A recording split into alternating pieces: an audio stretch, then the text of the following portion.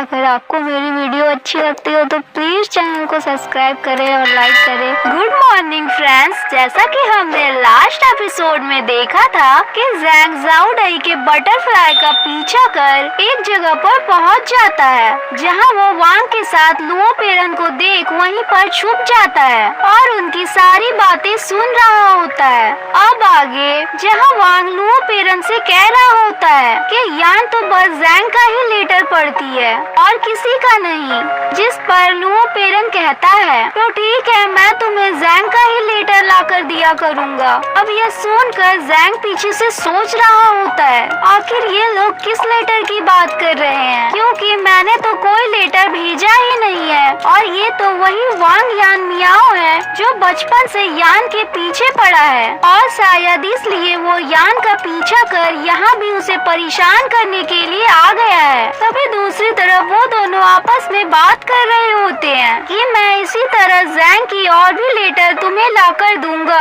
और वांग तुम उन्हें जाकर यान को दे देना, इसी बहाने तुम उससे मिल पाओगे। अब यह सुनकर ज़ैंग अचानक से उन दोनों के सामने आ जाता है और गुस्साते हुए कहता है, लुओ पेरन आखिर तुम किस लेटर की बात कर रहे हो। अब ज़ैंग को वो दोनों अपने पास देख काफी हैरान हो जाते हैं और उससे कहते हैं आखिर तुम यहाँ क्या कर रहे हो। अब यह सुन ज़ैंग गुस्साते हुए कहता है आखिर तुम किस नकली लेटर की बात कर रहे हो, जबकि मैंने उसे कोई लेटर नहीं लिखा। अब यह सुन वांग लुओ पेरन से कहता है क्या नकली लेटर, क्योंकि ये बात वांग को भी नहीं पता थी, जिस पर लुओ पेरन अब फंस जाता है और हंसते हुए कहता है कि वो लेटर तो मैंने ही लिखा था, क्योंकि मुझे यान सिस्टर की काफी चिंता हो रही थी, वो काफी उदास रहा करती है और तुम इतने गुस्से में क्यों हो। जिसके बाद वांग ज़ैंग के पास जाकर कहता है कि मुझे नहीं पता था कि आपने पहले से ही क्लियर इसका सेक्ट में ज्वाइन कर लिया है, और वैसे क्या मैं आपसे पूछ सकता हूँ कि आपने किस पिक को सिलेक्ट किया है। जिस पर ज़ैंग कहता है मैंने ड्रेजल पिक को ज्वाइन किया है। जिस पर वांग कहता है आपने प्रिंसेस सु लिंग यूंग का पिक सेलेक्ट किया है और वैसे अगर उनका सपोर्ट हमें मिल जाए तो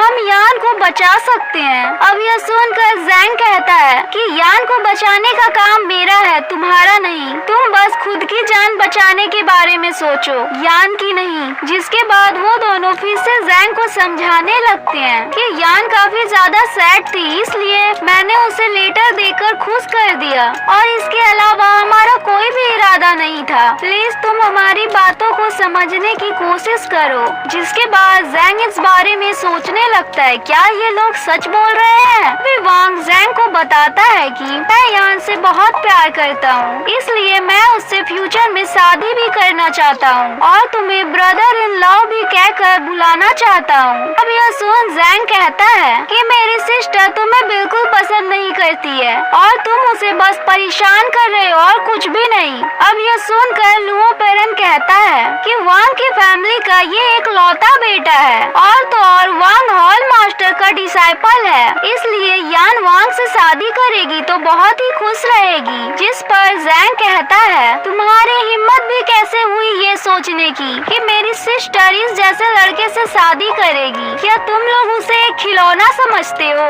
अब यह सुनकर लुओ पेरन गुस्साते हुए कहता है तुम बिल्कुल अपने फादर की तरह जिद्दी हो। जिसके बाद वो वांग से कहता है कि ये हमारा फैमिली मैटर है, इसलिए अभी आप यहाँ से साइड हो जाएं और मैं इसे आज नहीं छोड़ूंगा। अब यह सुनकर वांग वहाँ से हट जाता है और एक घर की छत पर जाकर बैठ जाता है। जिसके बाद लुओ पेरन ज़ैंग को जान से मारने के लिए अपनी पावर को एक्टिवेट कर अपनी बहुत सारी इपिचुअल पंच से ज़ैंग पर लगातार अटैक करने लगता है, जिसे देख ज़ैंग उन पंच से बचने की कोशिश कर रहा होता है। अब यह सब वांग भी ऊपर से देख रहा होता है। तभी इधर लुओ पेरन फिर से अपनी पावर को एक्टिवेट कर उससे कहता है आज तो मैं तुम्हें तुम्हारे फादर के पास भेज कर रहूंगा और अपने पावरफुल पंच से अटैक कर ज़ैंग को पीछे ठेल देता है, पर इस पंच से ज़ैंग को कुछ भी नहीं होता है। अभी यह देख कर लुओ पेरन सोचने लगता है कि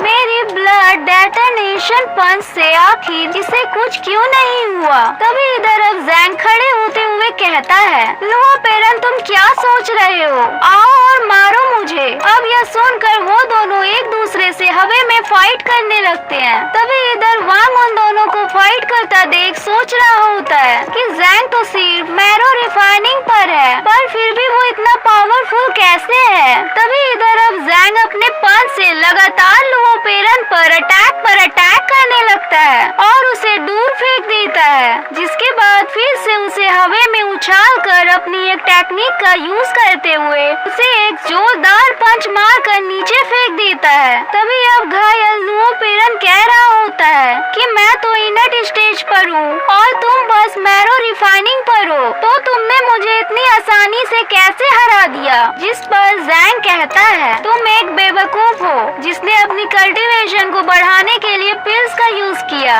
अब यह सुनकर लुओ पेरन डर से अपनी जान की भीख मांगने लगता है और कहता है प्लीज मुझे मत मारो, तुम्हारी कल्टीवेशन सच में काफी पावरफुल है। पर जैंग उसकी बात को नहीं सुनता, जिस पर लुओ पेरन अब वांग से मदद मांग रहा होता है। तभी वांग उसे बचाने के लिए जैंग से कहता है कि तुमने तो लुओ पेरन की कल्टीवेशन पहले ही खराब कर दी थी। अब यह सुन जैंग उससे कहता है क्या तुम्हें याद है अभी लुओ पेरन ने क्या कहा था कि ये हमारा फैमिली मैटर है, इसलिए तुम इसमें मत पड़ो। और फिर जैंग लुओ पेरन से कहता है जाओ और अपने फादर लुओ बेंचवान से कहो मैं जल्दी ही वापस आ रहा हूँ अपने फादर की मौत का बदला लेने के लिए। पर छोड़ो, मैं अभी ही तुम्हारे फादर की पापों का प्रायश्चित कर देता हूँ तुम्हें जान से मार के। तभी जैंग अपनी खतरनाक पंच का यूज करते हुए लुओ पेरन पर अटैक कर उसे दूर पहाड़ों में फेंक देता है, जहाँ अब वो काफी सारे पत्थरों के अंदर दब जाता है। अब यह देखकर वांग कहता है तुम बस मैरो रिफाइनिंग पर हो, पर तुम्हारे अंदर काफी एबिलिटी है और मैंने सोचा नहीं था कि यान का भाई इतना पावरफुल पर्सन होगा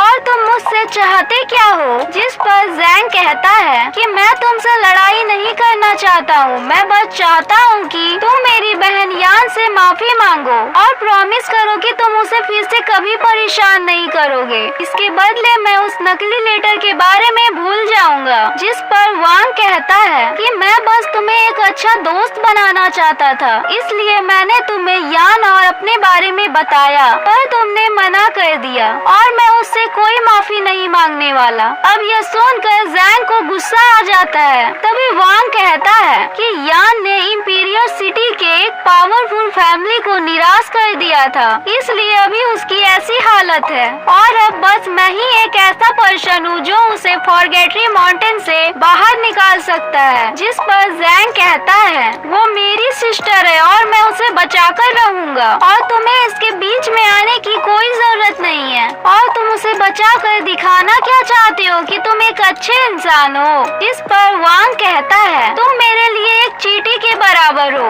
और तुम बस यान के भाई हो, इसीलिए अभी तक मेरे सामने खड़े हो, वरना किसी और पर्सन की इतनी हिम्मत नहीं है कि वो मेरे सामने मुझसे लड़ने के लिए तैयार हो। जिसके बाद वो अपनी पावर का यूज कर अपने काफी पावरफुल लोटस वेपन को बाहर निकालने लगता है, जिस कारण वहाँ काफी तेज एनर्जी रिलीज हो रही होती है। तभी हम वांग के पीछे से काफी बड़ा लोटस वेपन को बाहर निकलते हुए देखते हैं, जो सीधे जैंग के ऊपर ही आकर अपनी काफी पावरफुल एनर्जी को रिलीज करने लगता है, जिससे जैंग को काफी ज्यादा प्रॉब्लम हो रही थी। तभी जैंग को पता चलता है कि इसकी कल्टीवेशन तो एल्यूमिनेशन स्टेज की है। तभी यह देखकर वांग उस पर और भी एनर्जी प्रेशर से अटैक करने लगता है। तभी हम देखते हैं कि हमारा हीरो जैंग इस प्रेशर के कारण काफी वीक पड़ रहा होता है। तभी वो लोटस वेपन अपने 2 और क्लोन्स बना लेती है और यही एपिसोड खत्म होता है। फ्रेंड्स, अगर आपको मेरी वीडियो अच्छी लगती हो फ्रेंड्स तो प्लीज चैनल को सब्सक्राइब करें। मिलते हैं नेक्स्ट वीडियो में।